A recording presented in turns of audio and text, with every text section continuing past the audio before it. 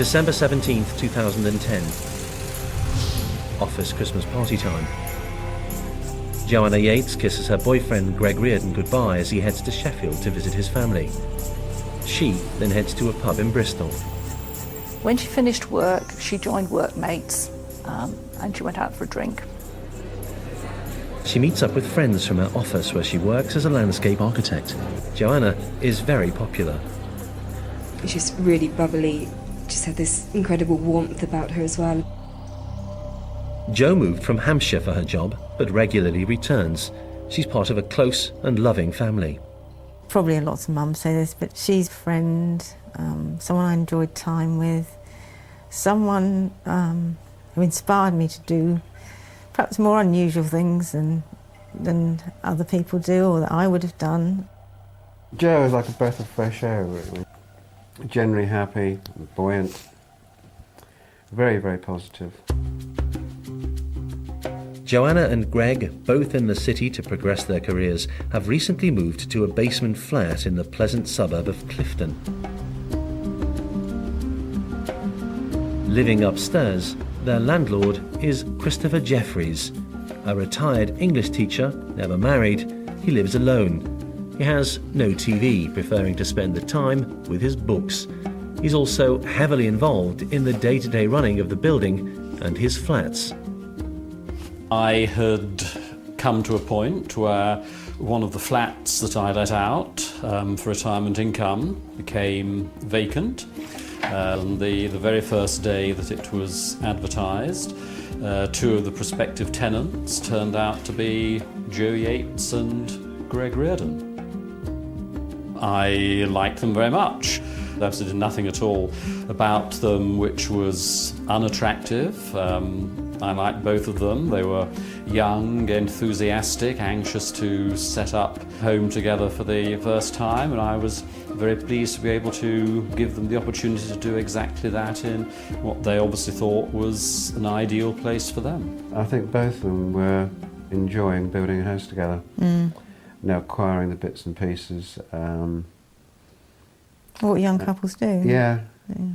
And they're very much a partnership. They're very much together. They're very happy together. The flat in Canning Road that they'd chosen to share was already home to Vincent Tabak, a young Dutchman also working his way up a career ladder. He left Holland for Britain after studying in Eindhoven. His expertise is in the field of people flow in public spaces. It's a specialised skill, much in demand in Britain. He grew up in a rural area of southern Holland. Uden is a very small town in the south of the Netherlands. Very, very normal, very quiet, typical southern town where people celebrate carnival in February, very traditional. He was this normal kid, really. He didn't have a lot of friends. We know this, that he played alone a lot of the times. Neighbours remember the youngest of four, who has two sisters and a brother, and they recall a pleasant, quiet, private boy. Just an ordinary guy, as 100 other guys can be. A little bit introvert, to himself. I would say introvert, yes. Vincent becomes a student in Eindhoven in his late teens. He shines as a very good student, noted for his methodical, painstaking approach to problem solving. It's not easy to excel at this university, but he does. Eindhoven is officially the smartest region in the world, and Vincent Tabak was one of the smart people. Vincent Tabak's work at university is not quite what it seems. Although he spends time plotting the movement of large groups, he spends little time with people. Instead, his is a virtual world lived largely in front of a computer screen. You know, it's maybe a little bit of a geeky university. Very intelligent computer boys who sit behind their screens designing stuff. And maybe that was what he was doing for about 7 or 8 years while getting his PhD, is just being engrossed in his computer, designing, and being very clever about it. Clever enough to be awarded his PhD. We know Vincent Tabak is a highly intelligent individual, that he's systematic in his approach to life. Like so many, he's never far from the web. Professionally, for work, he was a habitual user of the internet, as are many professional people. He used the internet to keep in contact with his girlfriend regularly. Tabak exudes different personas to different people.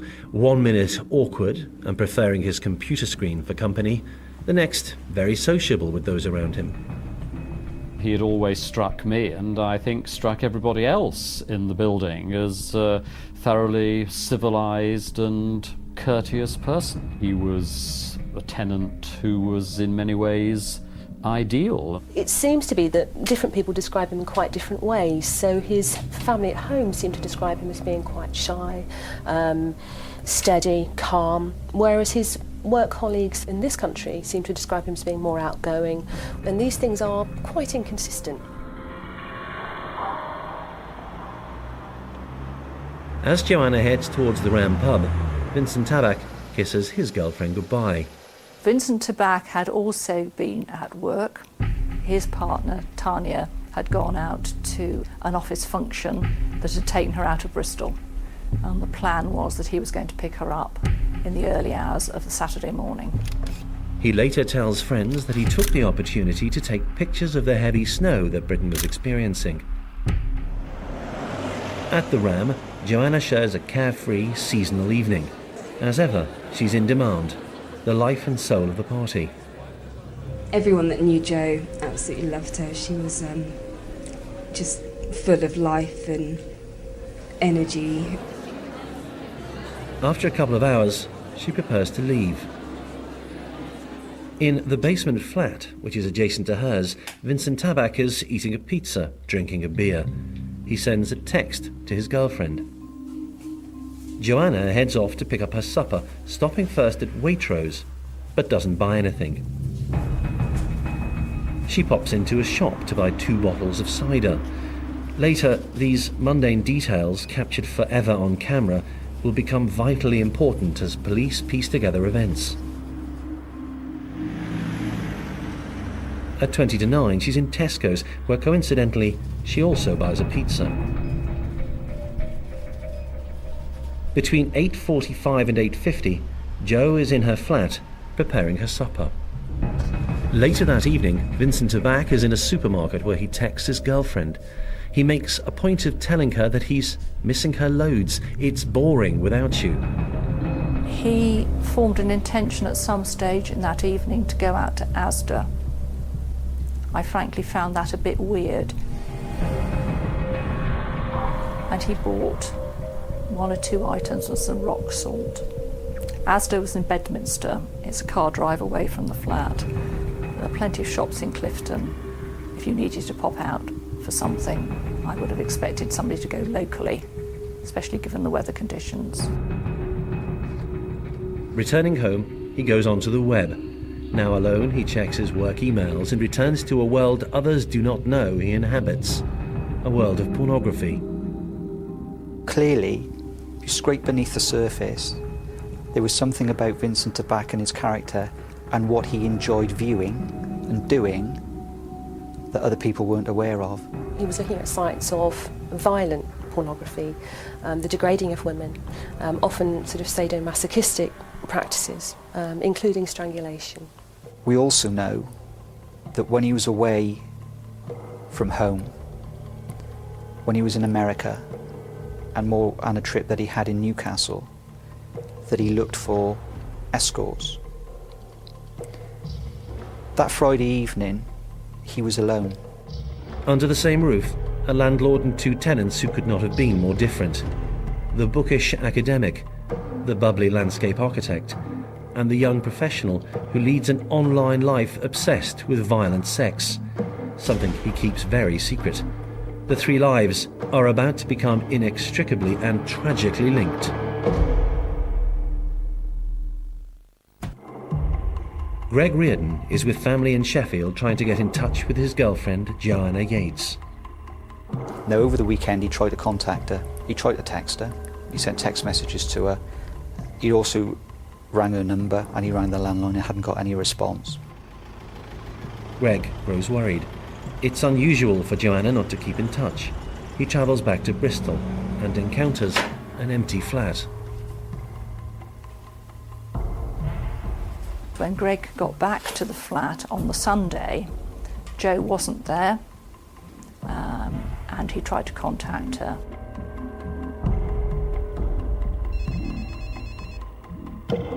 He heard her phone ringing in her jacket pocket. And I suspect that was probably the start of his nightmare.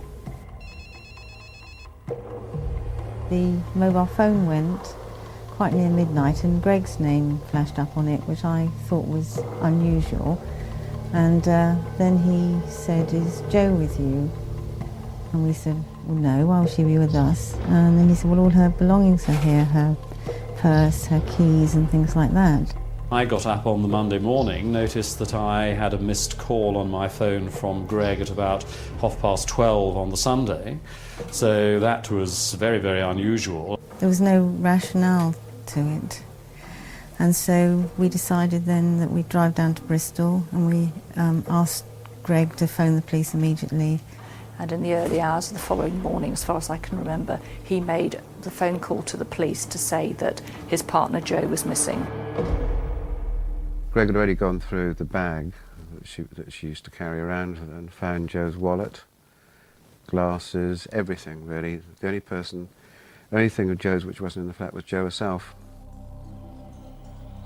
What particularly strikes Jo's mum Teresa when she arrives at the flat is a receipt which tells her that Jo had bought a pizza earlier in the night.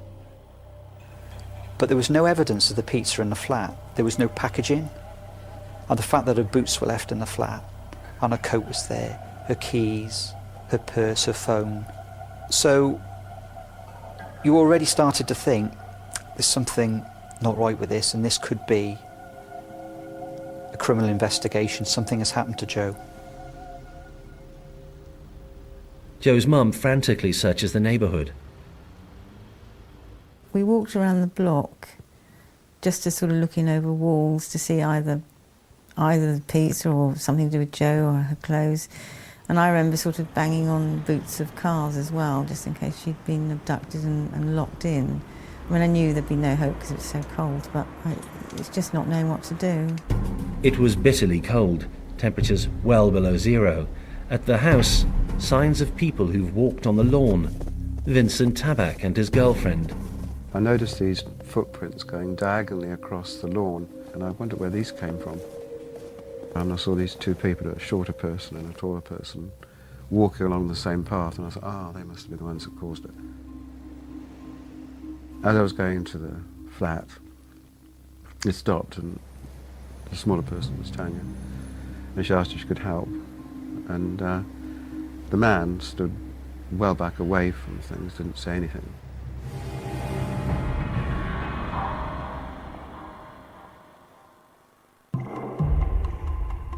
The police quickly sense the seriousness of events. In the case of Jo, it was highly unusual. She hadn't done this before. There didn't appear to be any personal issues that she had that would mean that she would walk away from home and not tell anybody. She wasn't on any medication of any sort. She didn't have any mental health issues. She didn't have a history of depression. So all of the indicators that sometimes would cause somebody to leave home weren't there. So very early on, there was concerns for her. They scramble a media conference. If I had to pick a daughter, I couldn't pick anybody else. Good afternoon. And I miss her terribly. Firstly, can I thank you all for coming here today? I was frantically looking for bits of evidence when we got there. I mean, pockets, diaries, everything really. Really didn't know what to do, and no point in searching because there's so many areas around there.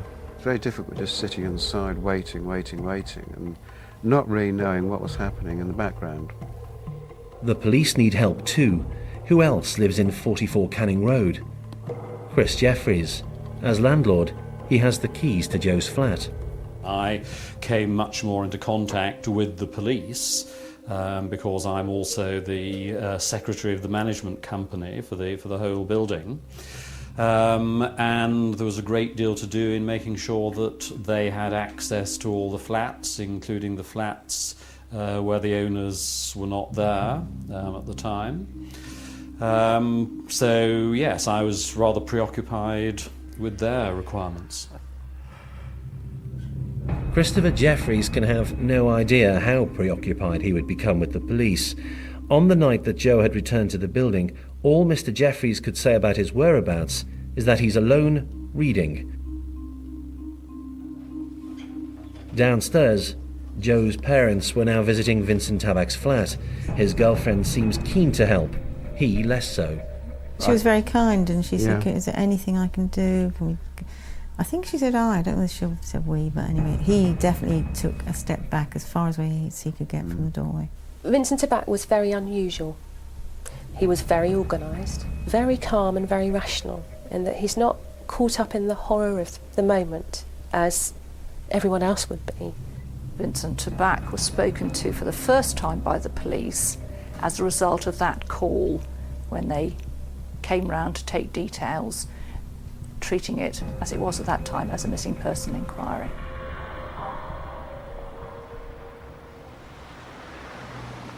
Tabak was soon almost bragging that he lived in the building which was at the centre of the news. Those who were close to Vincent Tabak, whether it was Tanya, whether it was work colleagues, whether it was friends, there were friends that they met at dinner parties, you know, he convinced those that he had little or no knowledge of Joe, that he knew nothing about a disappearance, and he portrayed this image as actually he was a bit of a victim himself, in that, you know, he was under stress and he was concerned, and he was doing his utmost to reassure Tanya. We know through emails between the two of them that he was trying to reassure her. And there was one instance at one dinner party when some of the female guests there were concerned about walking home, and he walked them home. He went back to work on the Monday. He was talking to people about the disappearance of his neighbour. As already arranged, he and Tanya travel up country to Cambridge to have Christmas with her parents, and then travelled across to Holland to have New Year with family and friends out there. Now, Vincent Tabak had left the Bristol area at the end of the 23rd of December. He was spending Christmas in Cambridgeshire with his girlfriend's family, and then on the 28th of December he left the UK and travelled to the Netherlands through the Channel Tunnel.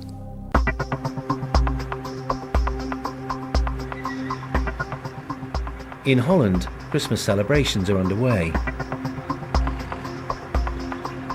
It's 8 days since the call to say that Joe was missing. Police continue the search for missing landscape architect Joanna Yeates. The 25-year-old has not been seen since last Friday. Police are treating the case as a missing persons inquiry, which are increasingly concerned with her whereabouts.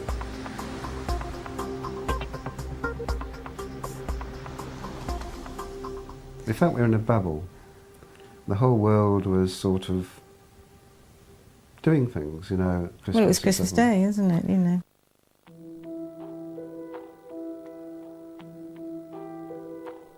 It was about 9:15 on Christmas Day morning. Mr. and Mrs. Birch were walking their dog in Longwood Lane, and there was if I describe it as a mound underneath the snow by a wall with a quarry on the other side of the wall. And I think they walked past once, and there was just something that wasn't quite right, and they went back again, and they could see, I think, an area of the jeans, Joe's jeans, exposed, and thought I think that's a body of a human. We were talking about, will we ever see, you know, we'll be dying without knowing what happened to Joe. And then we got the call on Christmas Day saying, from the police saying, you know, Joe's body has been found, etc. It was relief because we're absolutely certain by this time that Joe was no longer alive. I think I would probably have spent quite a lot of time just looking. I think I would have possibly got a bit obsessive about it. I don't know. I'm glad I wasn't in that position, really. No. The thing, when Joe's body had been found, it clarified a lot of things because Joe hadn't been sexually attacked. Well, it became a murder inquiry from that day because they knew how she hadn't just died. No. They knew she'd been strangled. Yeah. And then it turned into a real whodunit for the press because it was like a murder mystery. The hunt was now on for the killer of Joanna Yeates.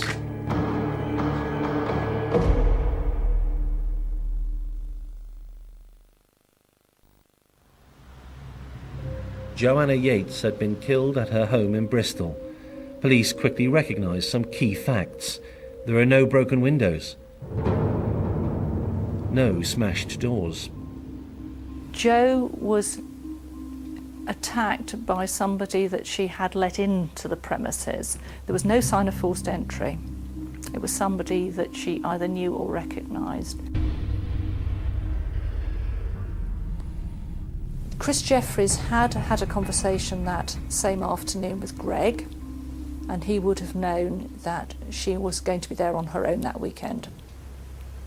He was landlord of the premises, and we know he had a spare key. Chris Jeffries is interesting the media. They'd heard he may have changed his original statement to the police. He meets a reporter at the doorstep. He didn't immediately recognise that I was the person he was after, but as soon as he did realise that, he rather excitedly walked down the drive with me. Are you able to give us any detail of what it was you told them? I'm afraid not, no. And the only person who had any business asking questions that I might be in a position to answer were the police, which I made pretty clear to the reporters, probably in a slightly exasperated way. I'm not prepared to make any comments to the media. So you didn't see her that evening? I certainly cannot say that I saw Joanna Yeates that evening, no. Thank you very much. Christopher Jeffries had not changed his statement. He had added to it. He was trying to be helpful, but had become a person of interest to the police. I believe I had reasonable grounds to arrest Chris Jeffries. So I opened the door and was immediately confronted by two detectives who showed their ID, who announced, "We're arresting you on suspicion of the murder of Jo Yeates."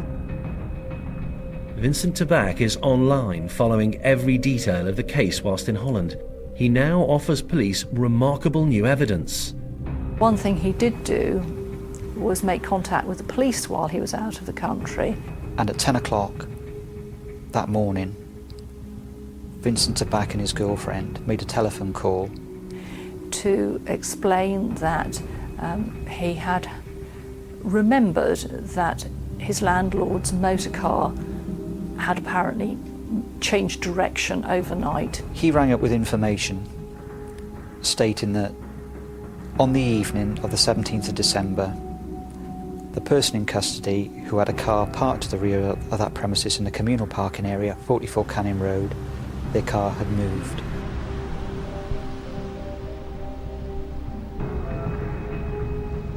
That was significant for me as a senior investigator, and he knew the relevance of that.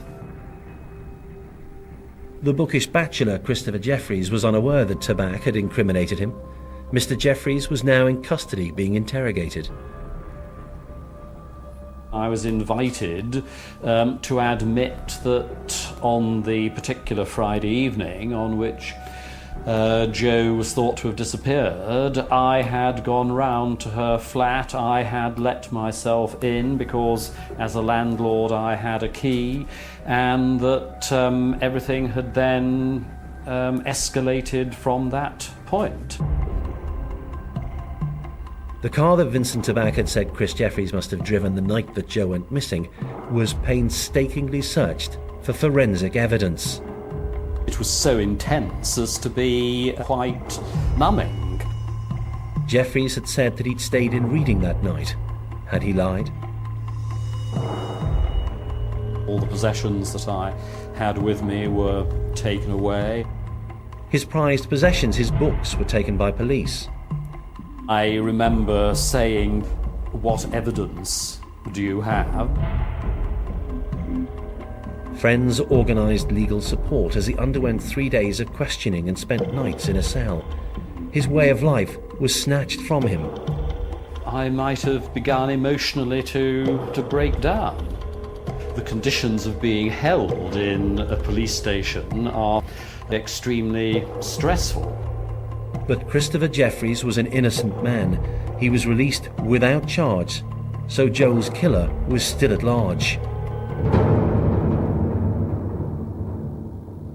Towards the end of the questioning, when it became clear that the police were not going to be able to find any evidence at all to charge me, then I did start to think, well, a lot of time has been wasted on an innocent person.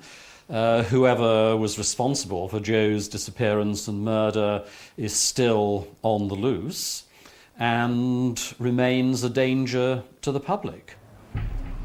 The public in Holland was only vaguely aware of the story. Bristol police knew that the man who offered damning but false evidence against Chris Jeffries had been alone in Canning Road the night that Joe disappeared.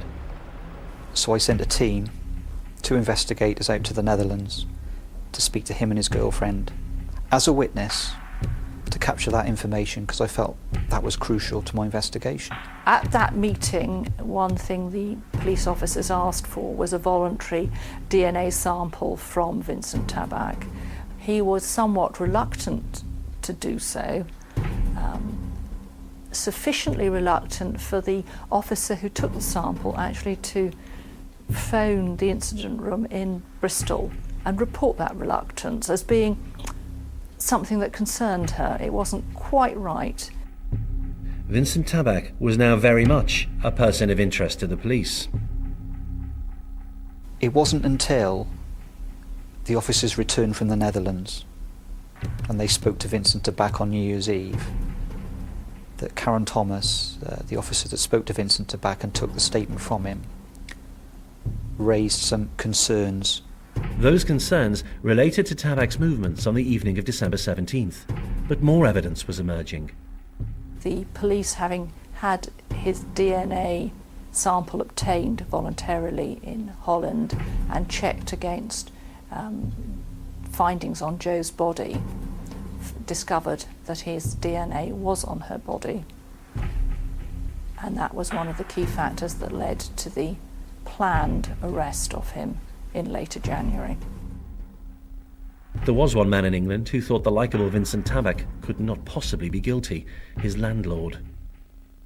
When Vincent was arrested, I was very surprised indeed, because he certainly didn't strike me as somebody who I would suspect, and I had some concern for him because I was worried that perhaps the police had made another mistake and somebody else had been unjustly taken into custody.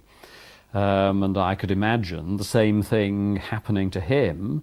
It happened to me, and him going through exactly the experiences that I had had. Which is exactly the view taken in Holland, where local TV news reports detailed his arrest. To journalists, there was every reason to suspect a miscarriage of justice being fueled by a frenzied British media. Dutch people were saying on internet forums, if you would read that, they were saying, well, he might be innocent. They arrested the landlord and he was innocent too. Maybe the police are under a lot of pressure. There was a lot of speculation going on and a lot of disbelief going on, a lot of doubt going on in the Netherlands about this man's guilt, yes. And in his hometown of Uden, similar support for a family now under siege from the British press. They were already under a lot of pressure because they didn't really understand why Vincent Tabak had been arrested. They didn't know anything about it. And of course they believed their brother and their son to be innocent. They even went on television and claimed it. And it was just a British media circus around them that they weren't used to, and that certainly Holland is not used to. The Tabak family is convinced that the media, focusing on Vincent alone, might ensure that he's found guilty. It was 7 o'clock in the morning, live. They're convinced he's innocent. In Holland, the sort of coverage both Chris Jeffries and Vincent Tabak had endured is not allowed. One of the targets we had was to get the British press away from their houses, from their gardens, from their children, as they were in Holland already, very massively. So this kept going on and on and on. The more the press made noise about the story, the more the Tabaks supported their son. They were fully convinced that he had nothing to do with it, that he was innocent. They knew him very well. He was a very loving brother and son and uncle.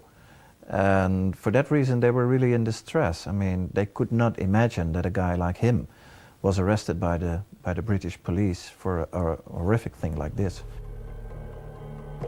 And how could he be guilty? He had a digital alibi. The text to his girlfriend, surely someone who'd killed could not be so cool, and he was captured by store cameras on the night that Joanna had disappeared. In Holland, Vincent Tabak was an innocent man.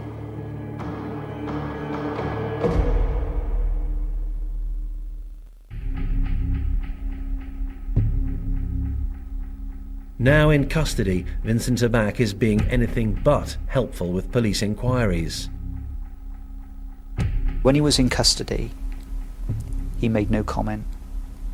And initially when he was in custody, we had the forensic evidence, the DNA that I spoke about on her body, and the statement that he'd made to the police on the 31st of December. He went no comment, but he gave a written statement, during which he stated that he didn't know Joanna Yeates, didn't know anything about her murder. Police need to gather evidence. They search pictures from every street camera in Bristol. They find Tabak walking the streets, all very normal. At 10:30 p.m, he walks into a supermarket, but he walks back out and then inexplicably returns to buy some beer, rock salt and crisps. It's as if he wants to be captured on camera. He knows all about the design of public spaces. He knows where the cameras are. My view was that he made that trip to Asda to form an alibi if he needed it, an alibi for why his car was out, a route that he took where there was a lot of CCTV, the fact that he was making a text message underneath a CCTV camera. These were all things to put him out and about as an alibi. He kept in contact with his partner and sent what is now a particularly pertinent text to her at a time when Joe would have been dead. After his arrest, police forensically investigate Tabak's computer. They find evidence of a man with secrets. Well, there was a substantial amount of material found on Vincent's laptop, which contained extreme pornography. Vincent Tabak's use of internet for porn and for a secret life does seem to have been something that he protected and was hidden. As well as searches for pornography, police uncover Tabak's fascination with Joanna Yeates' disappearance. Very soon we identified that as early as the 19th of December, at 10:30 that evening, he was on Google Maps at home on his laptop looking at Longwood Lane. What it showed was that he had an interest in the situation at a time when everybody else, Joe's family, partner and the police, were still treating this as a missing person inquiry. Earlier DNA discoveries linked Tabak to Joe's body, but they're not conclusive. Police need a breakthrough or they may have to release him. An intense search of the car that he drives yields results. one of the CSIs identified some microscopic areas of blood in the boot of that car. They were swabbed and they were sent to the laboratory, and the DNA contributed to that blood was Joanna Yeates. When he was subsequently challenged for the interview process and we disclosed the forensic evidence linking him to her body, he still went no comment. And the initial indications from the computer of what he'd been viewing, then clearly the evidential case was even stronger. And he was in a very difficult position then, but he still chose to say nothing. Police are gathering evidence against Tabak, but he still refuses to admit that he played a part in the murder of Joanna Yeates, until a meeting whilst in custody.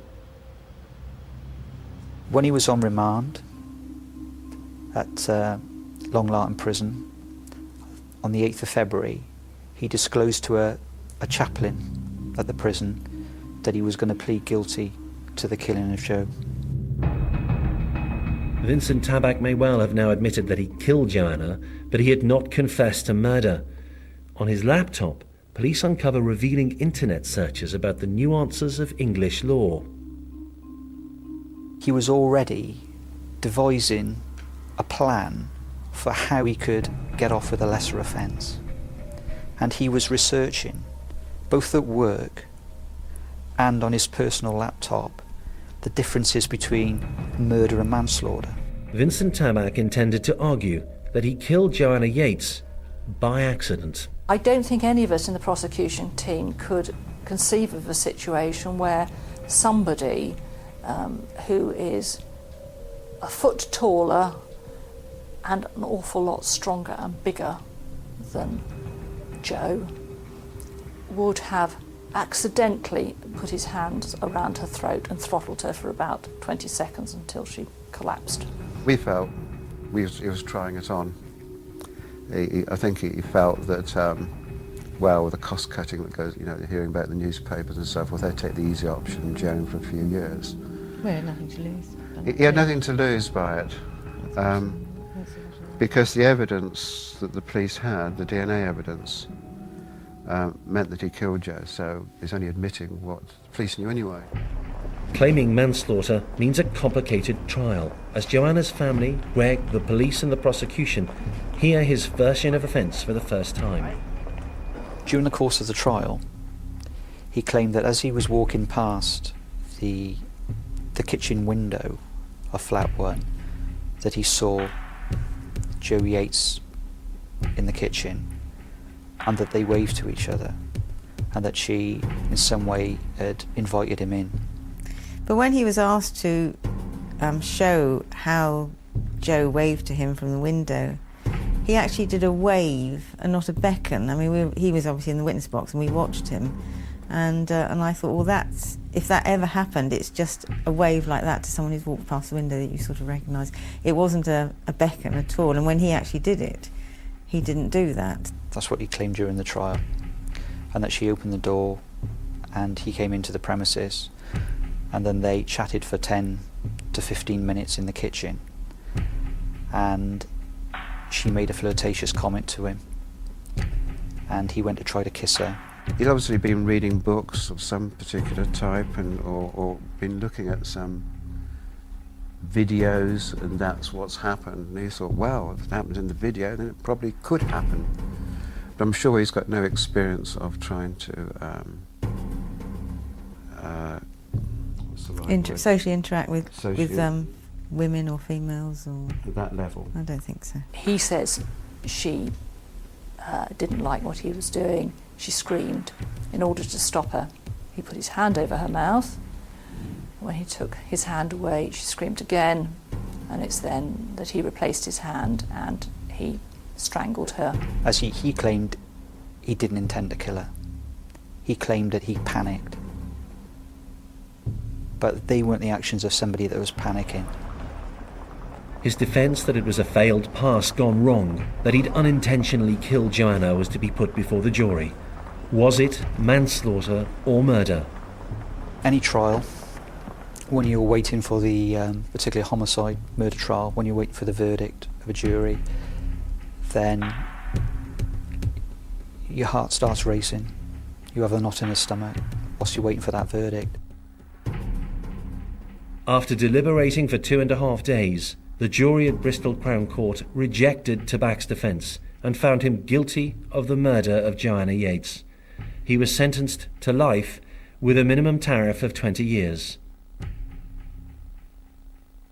But the important thing was the tag of murderer rather than manslaughter. Murder is quite specific. Manslaughter is sort of ambiguous. There was nothing ambiguous about what Vincent Tabak had done. He put a hand around her throat and he squeezed the life out of her. Some experts believe that Tabak was a serial killer in the making. He does present a very unusual profile to be a one-offence killer when he is this organised and this systematic and this apparently emotionally disconnected from the tragedy that he has caused. It must have planned it. Not necessarily with Joe, but had this plan in his head, and then the opportunity arose.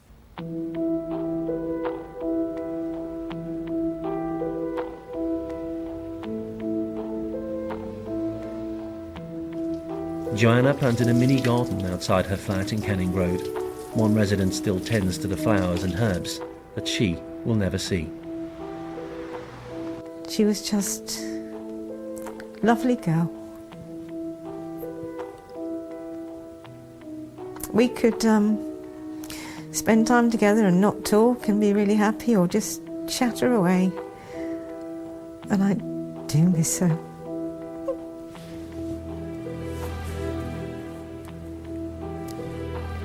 And hopefully, when I think of her, I'll be able to be happier, but currently haven't got through to that bit yet.